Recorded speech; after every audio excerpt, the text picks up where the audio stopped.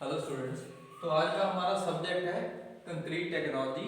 Concrete technology के अंदर जो हमारा टॉपिक है आज का वो है properties of concrete in hardened state. ठीक है, लास्ट टाइम जो लास्ट लेक्चर किया था हमने उसमें किया था हमने properties of concrete in plastic stage. ठीक है, प्लास्टिक स्टेज में बताया था कौन सी होती है कि जिसमें यह कंक्रीट की जो कंक्रीट का मिक्सचर है उसकी शेप हम चेंज कर सकते हैं, वो होगी प्लास्टिक स्टेज। ठीक है, अब हम बात करेंगे properties of concrete in hard state. ठीक है, हार्ड स्टेट के अंदर जो फर्स्ट प्रॉपर्टी है which is strength.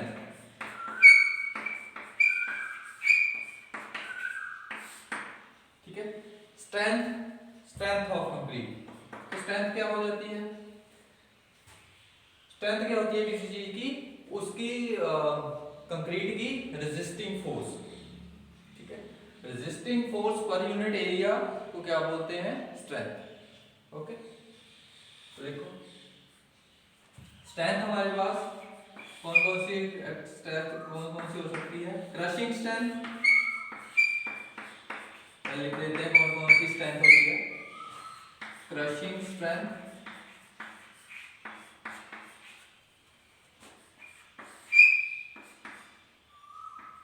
Tensile strength,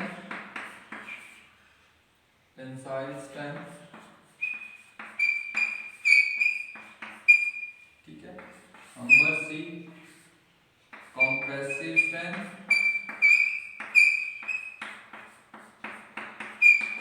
compressive strength.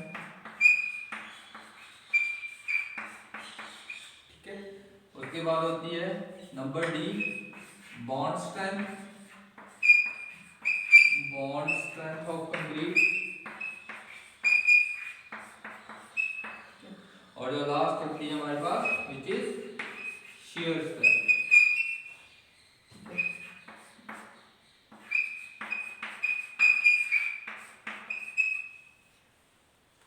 ठीक है, तो स्ट्रेंथ क्या? स्ट्रेंथ हमारी फर्दर कौन कौन सी होती है?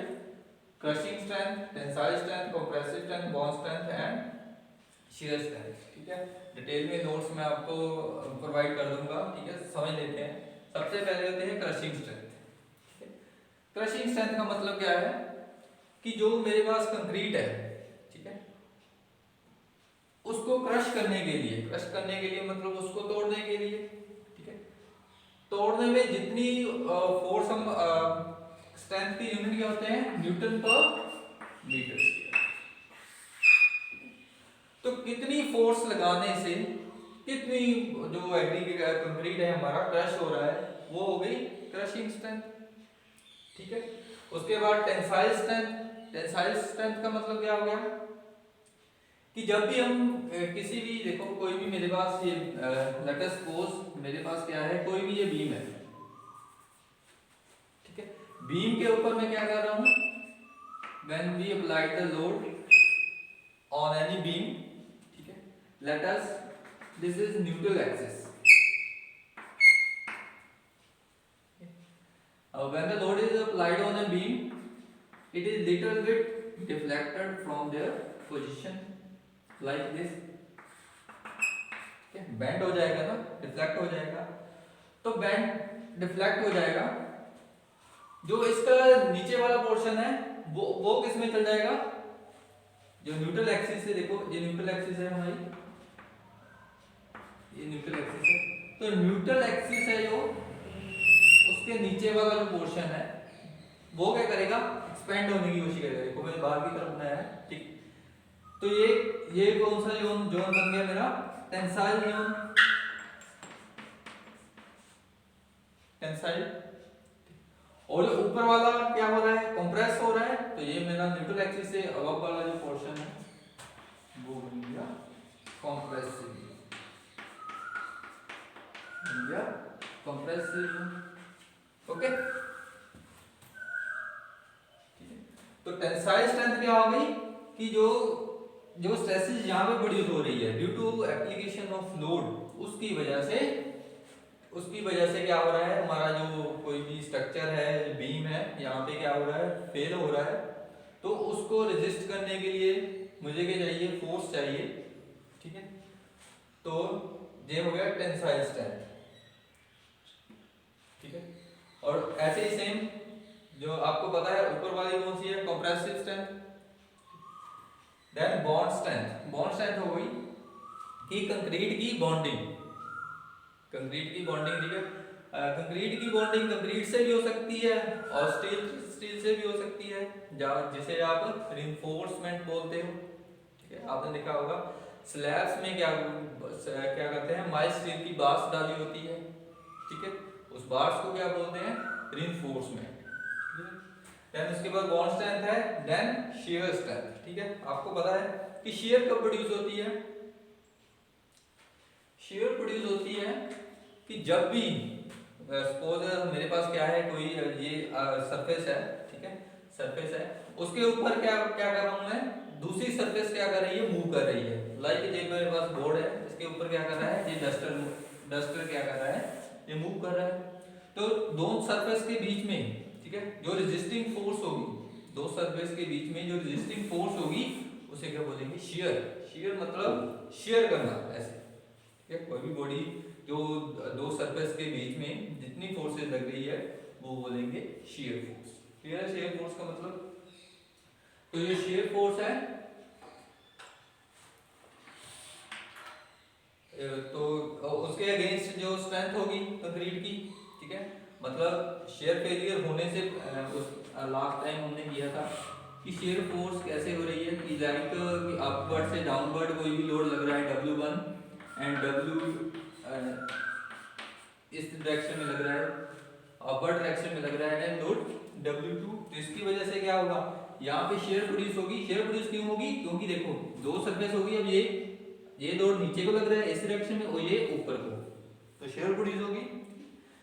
तो शेयर स्ट्रेंथ क्या है कि जितना जो बॉडी है हमारी वो शेयर को रोकेगी, ठीक है, वो क्या हो जाएगी, शेयर स्ट्रेंथ, ठीक है। और जो स्ट्रेंथ है, वो किससे चेक करते हैं, लिख देता हूं यहाँ पे, वैलिडिटी कंप्रेसिव स्ट्रेंथ है, कंप्रेसिव स्ट्रेंथ है, बॉन्ड स्ट्रेंथ है, कंप्रेसिव स्ट्रेंथ है या क्रशिंग स्ट्रेंथ है, ठीक है, सीटीएम मशीन, ठीक है। सीटीएम मतलब कंप्रेसिव स्ट्रेंथ टेस्टिंग मशीन, ठीक है। सीटीएम मतलब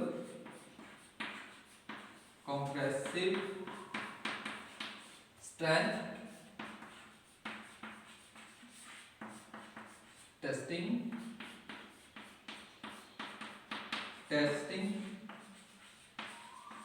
मशीन।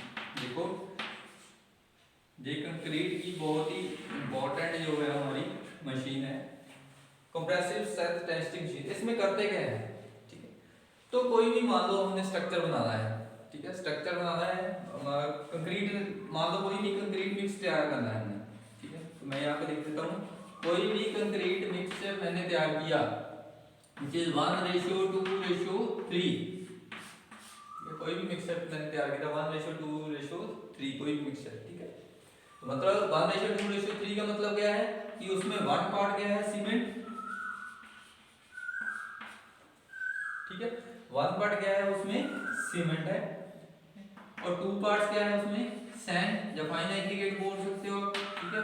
देन एग्रीगेट, ठीक है, एग्रीगेट कौन से aggregate, coarse aggregate, different proportion में, ठीक है।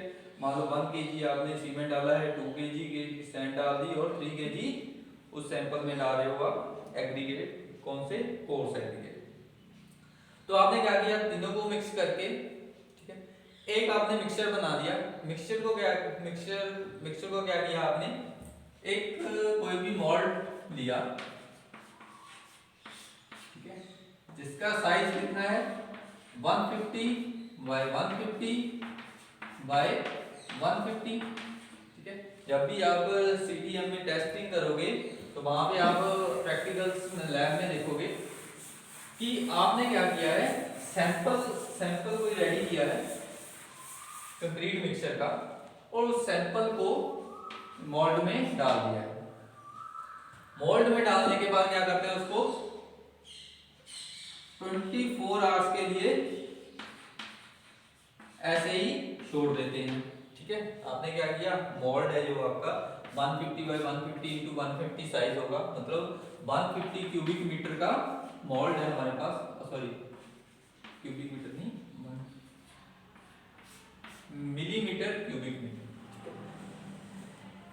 तो देखो 150 बाई 150 इंटू 150 मतलब उसकी लेंथ कितनी है 150, विड्थ कितनी है 150 और हाइट भी इसकी कितनी है 150। हम मेरे पास मोल्ड है, तो मोल्ड में कंक्रीट फिल करने के बाद उसको 24 घंटे के लिए ऐसे ही छोड़ दिया। देन आफ्टर 28 डेज मैं क्या करूंगा, उसको जो सैंपल है मतलब जो मोल्ड है उसमें से सैंपल निकालूंगा, remove the sample from the mould and then put it into the water, ठीक है, put it into the water, then the testing is done after 3 days, 7 days, 14 days and then last 28 days, ठीक है।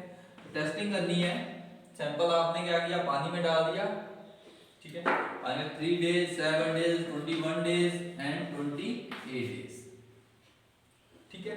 जो 28 days के बाद जो strength होगी 28 days strength,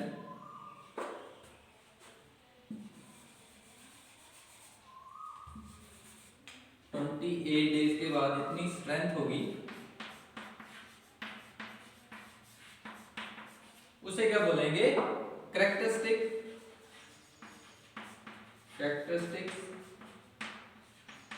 strength, ठीक है। 28 डेज स्ट्रेंथ को क्या बोलते हैं कैरेक्टरिस्टिक स्ट्रेंथ, और ये कितनी होती है approximate 75% of ultimate strength, ultimate strength.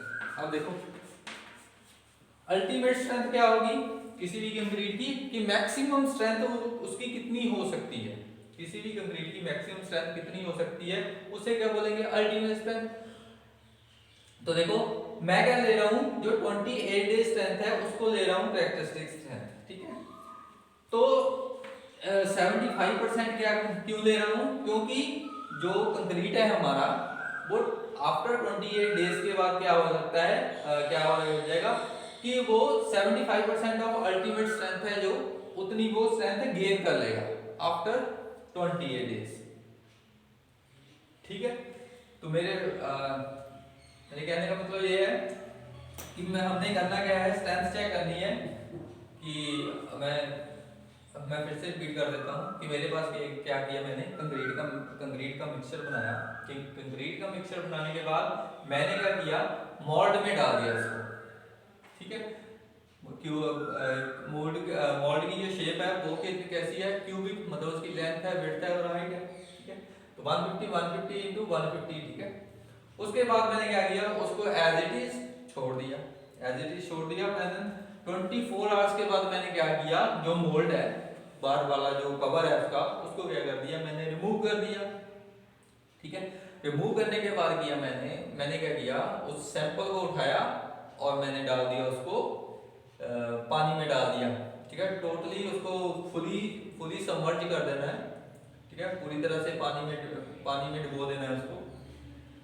तो देन उसके बाद क्या करना है, आपने टेस्टिंग करनी है उस क्यूबिक ब्लॉक की, कि after 3 days 7 days 21 days and 28 days के बाद। तो मतलब अब ऐसा तो है नहीं कि जो एक ही आपने मोल्ड बनाया उस पे ही आप करोगे, एक ही मोल्ड पे 4 टाइम तो टेस्टिंग नहीं हो सकती, एक मोल्ड पे सिर्फ एक बार टेस्टिंग कर सकते हो। इट मींस हमें क्या करना पड़ेगा, हमें डिफरेंट मोल्ड बनाने पड़ेंगे, 2 3 4, ठीक है।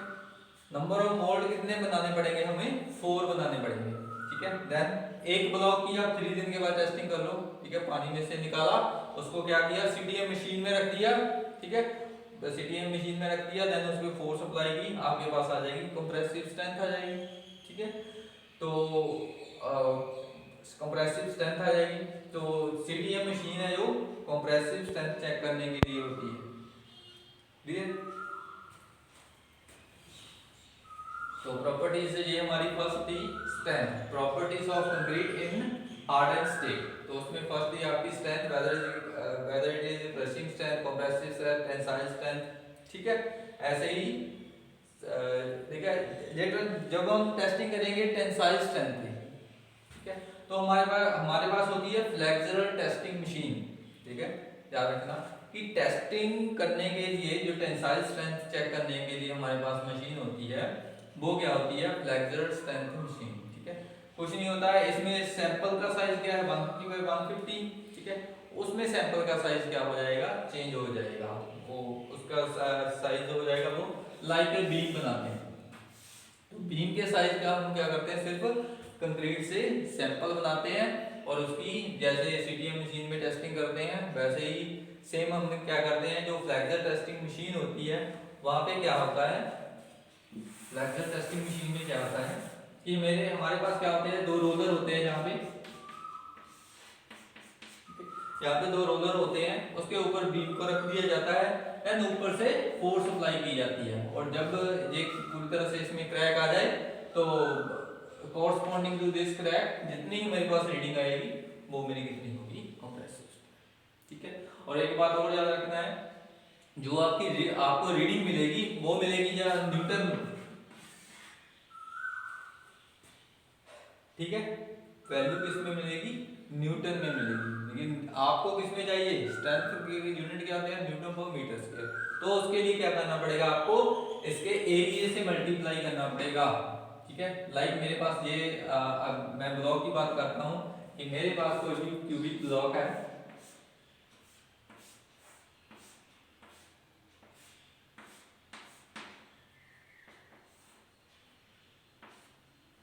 ठीक है। तो मेरे पास ये कोई भी क्यूबिक ब्लॉक है, इस पोर्शन में मैं क्या कर रहा हूँ कि फोर्स अप्लाई कर रहा हूँ, सिर्फ ये वाले पर्टिकुलर फोर्स पे कि जो लोड है वो उसको अप्लाई कर रहा हूँ। लोड किसमें है, इन न्यूटन में, न्यूटन में है या किलो न्यूटन में है। तो मेरे पास जो स्ट्रेंथ बन जाएगी वो क्या हो जाएगी, एक तो लोड मान लो मेरे पास आ गया 2000 न्यूटन, 2000 न्यूटन आ गया। अब निकालनी क्या मैंने, कंप्रेसिव स्ट्रेंथ, तो उसको एरिया से मल्टीप्लाई करना पड़ेगा। तो एरिया कितना आ जाएगा, जिस सरफेस एरिया पे मैंने फोर्स अप्लाई की है आपने एरिया वो वाला लेना है, ठीक है। मतलब 150 इंटू 150, क्यों, क्योंकि इसका जो साइज है वो 150 बाय 150 इंटू 150 है, दैट्स वाई। तो जितनी इसको सॉल्व करने के बाद जितनी भी मेरे पास वैल्यू आएगी which is our required strength, ठीक है। इस केस में ये किसका केस था, कंप्रेसिव स्ट्रेंथ का। और जब इसकी बात करेंगे तो क्या आ जाएगा, जो इसकी लॉन्गेस्ट सरफेस की लेंथ है वो इनटू इसके जो ट्रांसवर्स डायरेक्शन में जितनी लेंथ है उसको एरिया में मल्टीप्लाई करने के बाद एरिया निकाल लेंगे, और यहाँ से जितनी फोर्स आएगी उसको डिवाइड कर देंगे एरिया से, तो मेरे पास आ जाएगी स्ट्रेंथ, ठीक है। स्ट्रेंथ कौन सी आएगी इस केस में, टेंसाइल स्ट्रेंथ, क्लियर। देखो अब हम करते हैं, स्ट्रेंथ हो गया हार्डेस्ट स्टेज में। तो सेकंड प्रॉपर्टी है हमारे पास ड्यूरेबिलिटी, हार्डेस्ट स्टेट में जो सेकंड प्रॉपर्टी है विच इज ड्यूरेबिलिटी,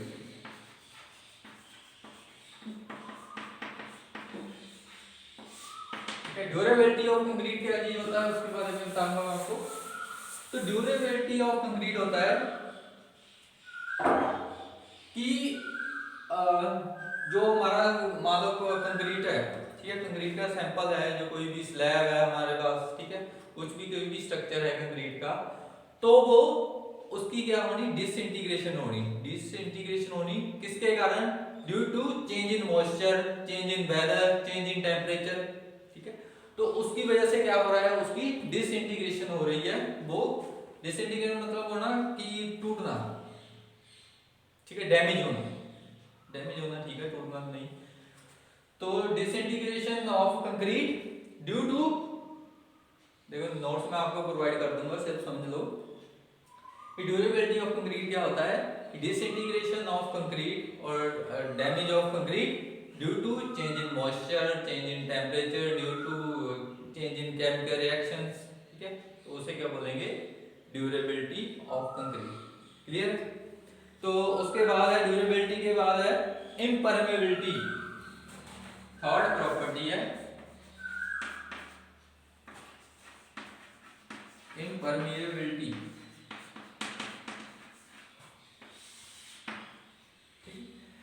परमेबिलिटी क्या होती है? परमेबिलिटी परमेबिलिटी होता है कि जो हमारा कोई भी स्ट्रक्चर है या कोई भी सैंपल है, ठीक है, उसके थ्रू जो पानी है वो, अगर परमेबल स्ट्रक्चर है तो पानी है जो इजीली फ्लो कर जाएगा। ठीक है। इम्परमेबल कौन सा होगा? जिसमें जो वॉइड्स है वो क्या होंगे? कम होंगे। जो वॉइड्स है, ठीक है, परमेबल स्ट्रक्चर कौन सा होगा? जिसमें क्या है, वॉइड स्पेस ज्यादा है, void space, greater void space, greater void space, ठीक है। वॉइड स्पेस मतलब उसमें जो खाली है, खाली स्पेस है, वॉइड स्पेस है, वो क्या है? ग्रेटर है। तो स्पेस है उसमें, तो पानी जो है इजीली फ्लो कर जाएगा उसके थ्रू, ठीक है। अगर मैं बात करूं इम्परमेबिलिटी की, इम्परमेबिलिटी क्या होती है? वो प्रॉपर्टी होती है कि वो पानी को फ्लो करने से रोकती है, ठीक है। अब बताओ, जो हमारा कंक्रीट का स्ट्रक्चर है वो परमेबल होना चाहिए या इम्परमेबल होना चाहिए? ठीक है, ऑब्वियसली इम्परमेबल होना चाहिए। क्यों होना चाहिए? क्योंकि हम नहीं चाहते कि उसके थ्रू जो मॉइस्चर है वो क्या हो? फ्लो हो, ठीक है। अगर मॉइस्चर फ्लो होगा तो प्रॉब्लम आएगी, ठीक है, उसकी स्ट्रेंथ क्या होगी? फिर डिक्रीज हो जाएगी, ठीक है। तो ये था इम्परमेबिलिटी। और उसके बाद नेक्स्ट है जो डायमेंशन चेंजेस। डायमेंशन चेंजेस,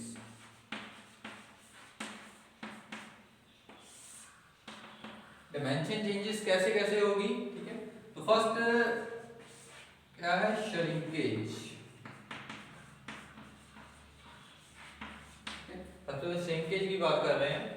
तो देखो, जो कोई भी हमारा स्ट्रक्चर है, जब भी वो सूखता है, ठीक है, हार्ड होता है, तो वो क्या होता है? वो श्रिंक होता है। श्रिंक क्यों होता है? क्योंकि उसकी बॉन्ड स्ट्रेंथ क्या होती है? इंक्रीज होती है, ठीक है। बहुत ही माइनर होगा लेकिन श्रिंक होगा, ठीक है। श्रिंक होने डिमेंशन, देखो कोई भी स्ट्रक्चर है वो श्रिंक हो गया तो मतलब उसकी क्या होगी? जो डिमेंशन है वो क्या होगी? चेंज होगी, ठीक है। सेकंड है हमारे पास इलास्टिसिटी। डिमेंशन चेंजेस में सेकंड है इलास्टिसिटी, ठीक है। तो इलास्टिसिटी क्या चीज होती है? इलास्टिसिटी होती है कि जब भी मैं किसी भी स्ट्रक्चर पे या सैंपल पे क्या करता हूँ? फोर्स अप्लाई करता हूँ, ठीक है। फोर्स अप्लाई करने के बाद क्या क्या होगी? उसकी लिटिल बिट डिफॉर्मेशन होगी, ठीक है? किसी भी वो चाहे रिजिड, कोई जितना भी हार्ड मटेरियल है, जितना भी रिजिड मटेरियल है, जब भी मैं उसके ऊपर फोर्स अप्लाई करूंगा देन क्या होगा? उसकी कुछ ना कुछ डिफॉर्मेशन होगी, ठीक है। मे बी लेस और greater, it depends upon the type of material, whether it is hard और सॉफ्ट। तो इलास्टिसिटी क्या हो गया कि जब भी मैं उस लोड को या एक्सटर्नल फोर्स को रिमूव करता हूं तो बॉडी मेरी क्या आ जाती है? फिर से ओरिजिनल शेप में आ जाती है, फिर से उसी शेप में आ जाती है, तो उसको बोलते हैं इलास्टिसिटी। और प्लास्टिसिटी क्या होता है? प्लास्टिसिटी भी मैंने बताया था आपको कि प्लास्टिसिटी क्या होता है? जब भी आप किसी भी बॉडी पे फोर्स अप्लाई करते हो तो उसके हिसाब से वो क्या हो रही है? चेंज हो रही है, चेंज हो रही है। चेंज इलास्टिसिटी में भी हो रही थी और प्लास्टिसिटी में होगी, लेकिन फर्क क्या है दोनों में? कि when the external load is removed from the body or structure, then if the material is plastic, then do not regain its original position, ठीक है, वो वापस अपनी शेप में पोजीशन शेप में वापस नहीं आएगा, ठीक है। तो इलास्टिसिटी ठीक है, तो कंक्रीट में इलास्टिसिटी होनी चाहिए, ऑब्वियसली होनी चाहिए और होती भी है, ठीक है। बहुत कम होती है लेकिन होती है, क्योंकि अगर इलास्टिसिटी नहीं होगी तो इसके ऊपर जैसे ही लोड आएगा तो एकदम से उसमें क्रैक्स आ जाएंगे, ठीक है। इलास्टिसिटी इंक्रीज करने के लिए हम क्या करते हैं, इसमें रीइंफोर्समेंट प्रोवाइड करते हैं, ठीक है। अब उसी पे आता हूं मैं कि जो कंक्रीट होता है हमारा, ठीक है, जो कंक्रीट का मटेरियल होता है वो क्या होता है, उसकी कंप्रेसिव स्ट्रेंथ क्या होती है, बहुत ज्यादा होती है as compare to tensile strength, ठीक है। तो हम अप्रोक्सीमेट मान के चलते हैं किसी भी मटेरियल की,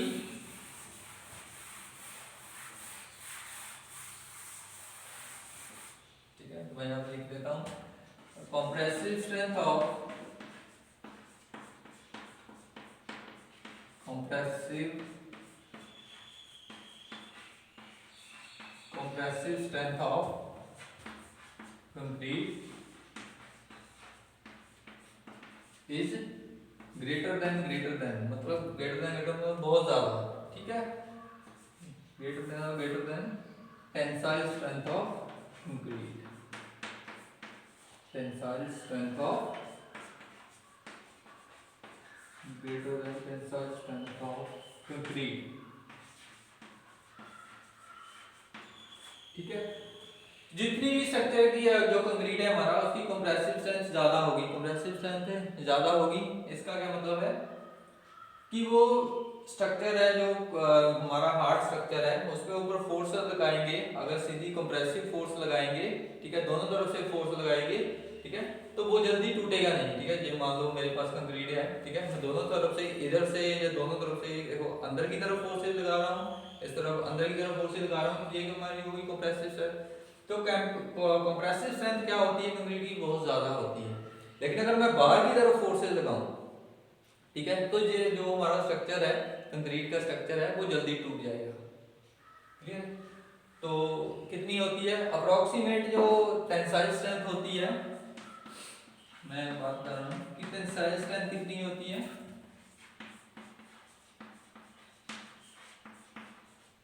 approximate 10% of compressive strength,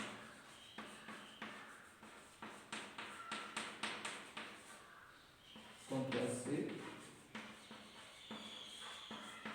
strength of concrete, clear है। मतलब जितनी भी उसकी टेंसाइल, जितनी भी कंप्रेसिव स्ट्रेंथ होगी, अगर मैंने निकालने की टेंसाइल स्ट्रेंथ, तो अप्रोक्सीमेट होती है वो 10%, ठीक है, 10% ऑफ कंप्रेसिव स्ट्रेंथ, ठीक है। तो मतलब तो 90% स्ट्रेंथ इसकी क्या है, ज्यादा है as compare to this, clear. तो उसके बाद रिक्वायरमेंट ऑफ गुड कंक्रीट, ठीक है, तो प्रॉपर्टीज के साथ साथ ही हमने रिक्वायरमेंट ऑफ गुड कंक्रीट भी कर ली है। कैसे,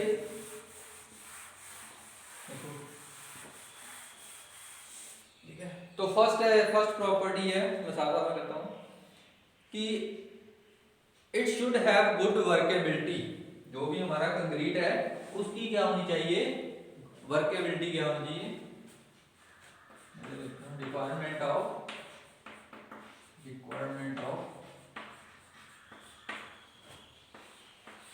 requirements of good concrete,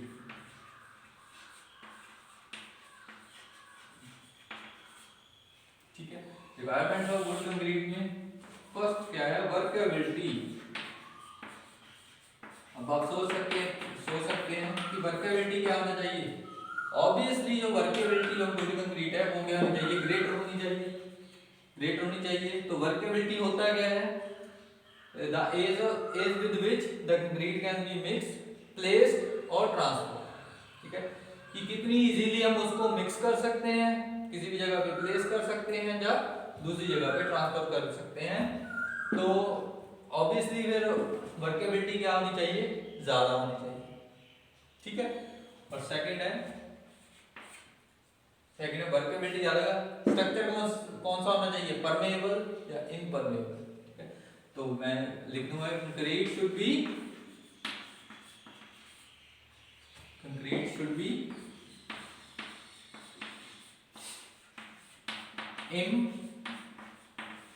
impermeable, ठीक है। देन नेक्स्ट है concrete should be durable, durable होना चाहिए ना, ड्यूरेबल नहीं होगा तो क्या हो जाएगा, वो डिसइंटीग्रेट हो जाएगा। ड्यूरेबिलिटी क्या होता है, अभी मैंने बताया था आपको, ड्यूरेबिलिटी क्या होता है, डिसइंटीग्रेट या damage of concrete due to action of weather, due to changes in temperature and changes in chemical reactions, ठीक है, all are included in durability. तो should have, मैं सीधा लिखता हूँ, should have, concrete should have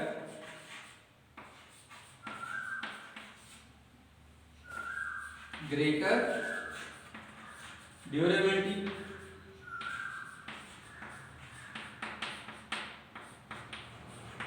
ठीक है। उसके बाद जो नेक्स्ट प्रॉपर्टी है हमारी रेजिस्टिंग, इट शुड बी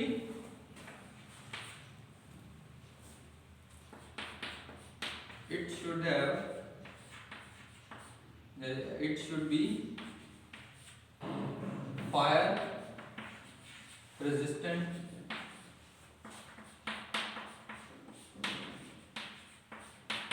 ठीक है।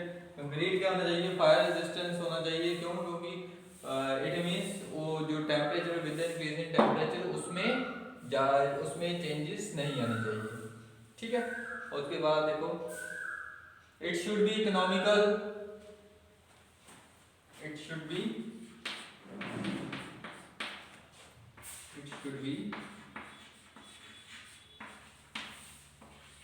इकोनॉमिकल,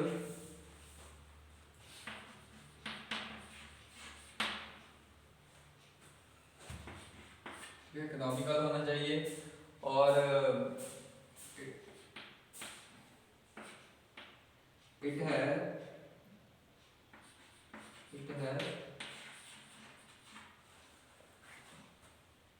लो श्रिंकेज,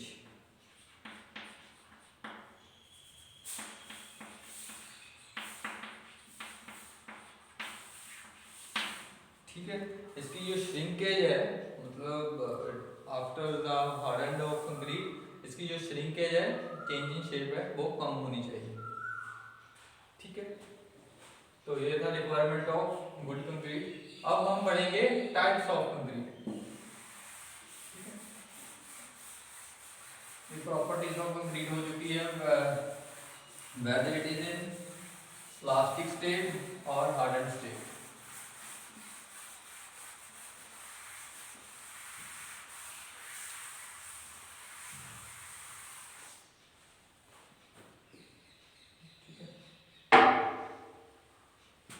तो पहले थोड़ा सा डिस्कस कर लेते हैं, ठीक है, लिखेंगे हम लास्ट लेक्चर में, ठीक है। तो कंक्रीट हमारे पास कौन कौन सा होता है, प्लेन कंक्रीट होता है। प्लेन कंक्रीट का मतलब क्या है कि सिर्फ उसमें जो हमारे बेसिक इंग्रेडिएंट है वो ही होंगे, मतलब उसमें क्या होगा, सीमेंट होगा, सैंड होगा, ठीक है, और कोर्स एग्रीगेट होंगे, फाइन एग्रीगेट सैंड हो गया, मोनो फाइन एग्रीगेट और कोर्स एग्रीगेट हो गया, ठीक है। उसके बाद होता है आरसीसी। आरसीसी होता है reinforced cement concrete. Reinforced cement concrete कौन सा होता है, जिसमें हम क्या करते हैं कि टेंसाइल स्ट्रेस, आपने कहा कि टेंसाइल स्ट्रेंथ क्या होती है, सिर्फ 10% होती है, और 10% ऑफ कंप्रेसिव स्ट्रेंथ, ठीक है। तो टेंसाइल स्ट्रेंथ को इंक्रीज करने के लिए मैं क्या करता हूँ, उसमें रिइंफोर्समेंट प्रोवाइड करता हूँ। रिइंफोर्समेंट मतलब माइल्ड स्टील की बार्स प्रोवाइड करता हूँ, ठीक है। तो माइल्ड स्टील की बार प्रोवाइड करता हूं, तो वो क्या होगा मेरा आरसीसी। उसके बाद आता है मेरा प्री स्ट्रेस कंक्रीट, ठीक है, बहुत इंपॉर्टेंट है pre stress concrete.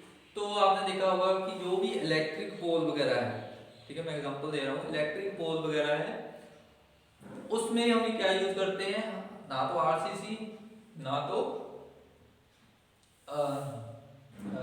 RCC use करते हैं, ना तो प्लेन सीमेंट कंक्रीट यूज करते हैं। उसमें क्या यूज करते हैं, प्री स्ट्रेस कंक्रीट। तो प्री स्ट्रेस देखिए नाम से पता चल रहा है कि उसमें क्या कर रहे हैं, पहले से ही उसको स्ट्रेस कर रहे हैं, ठीक है। स्ट्रेसेस कौन सी उसमें प्रोड्यूस कर रहे हैं या इंड्यूस कर रहे हैं, उसमें कर रहे हैं उसमें स्ट्रेस जो इंड्यूस कर रहे हैं वो कर रहे हैं कॉम्प्रेसिव स्ट्रेस, ठीक है। प्री स्ट्रेस का मतलब क्या है कि उसमें पहले से ही हम स्ट्रेस से जो है वो इंड्यूस कर रहे हैं, कौन सी, कॉम्प्रेसिव स्ट्रेस इंक्रीज कर रहे हैं। कैसे, तो जब भी देखो आरसीसी में क्या होता है, सिंपल जब आप ग्रीड डालते हो उसमें बार्स डाल देते हो, ठीक है, ठीक है, वो हो गया आरसीसी। अब आरसीसी और प्री स्ट्रेस में डिफरेंस क्या है कि इसमें जो हम बार्स डालते हैं, ठीक है, ऑब्वियसली उसका जो साइज है वो 6 mm की वो बार होती है, ठीक है, वो डालते हैं। तो देखो 6 mm की बार होती है तो वो डालते हैं, बार्स बोल सकते हो या आप वायर्स बोल सकते हो। इसमें क्या, प्री स्ट्रेस में क्या डालते हैं हम, वायर्स, ठीक है। आप देखोगे इलेक्ट्रिक पोल्स वगैरह जो होते हैं उसमें कई बार आपने वो देखा होगा कि उसमें क्या होती है, वायर्स होती हैं इंस्टेड ऑफ बार्स, तो नंबर ऑफ बार्स क्या होती है उसमें ज़्यादा होती है। तो हम क्या करते हैं, उसको जो बार्स होती हैं पहले से ही उसको उसमें स्ट्रेसेस प्रोड्यूस कर देते हैं। स्ट्रेसेस प्रोड्यूस करने का मतलब क्या है कि उसको जो डालने से पहले ही खींच के रखते हैं, ठीक है। खींच के रखने के बाद उसकी कास्टिंग कर लेते हैं और जब पूरी तरह से हार्ड हो जाता है फिर हम जो एक्सटर्नल जो टेंसाइल फोर्स आपने अप्लाई की है उसको हम रिमूव कर देते हैं, ठीक है। तो उसकी वजह से क्या हो जाएगा उसमें, इसीलिए मैं बोलता हूँ हम बोलते हैं इसको प्री स्ट्रेस कंक्रीट, ठीक है। इसकी स्ट्रेंथ क्या होती है, बहुत ज़्यादा होती है और क्या है इसकी एडवांटेजेस है एज कंपेयर टू आरसीसी, कि इसमें क्या होता है कि जो रिइंफोर्समेंट है, रिइंफोर्समेंट कितनी होती है use, 1/3 of that use in RCC. जितनी भी आरसीसी स्ट्रक्चर बनाने के लिए स्टील यूज होती है उसका सिर्फ 1/3 भी यूज होता है प्री स्ट्रेस कंक्रीट में, ठीक है। और सेकंड है कि कंक्रीट कितना यूज होता है, कंक्रीट यूज होता है कि देखो सेम स्ट्रेंथ प्रोड्यूस करने के लिए इसमें कितना यूज होता है, 1/4 ऑफ कंक्रीट। जितना भी कंक्रीट यूज होता है वो होता है 1/4 which is 1 of the concrete which are used for RCC work और प्लेन सीलिंग, ठीक है। तो नेक्स्ट लेक्चर में हम इसको डिटेल में पढ़ेंगे। तब तक के लिए थैंक यू, मिलते हैं।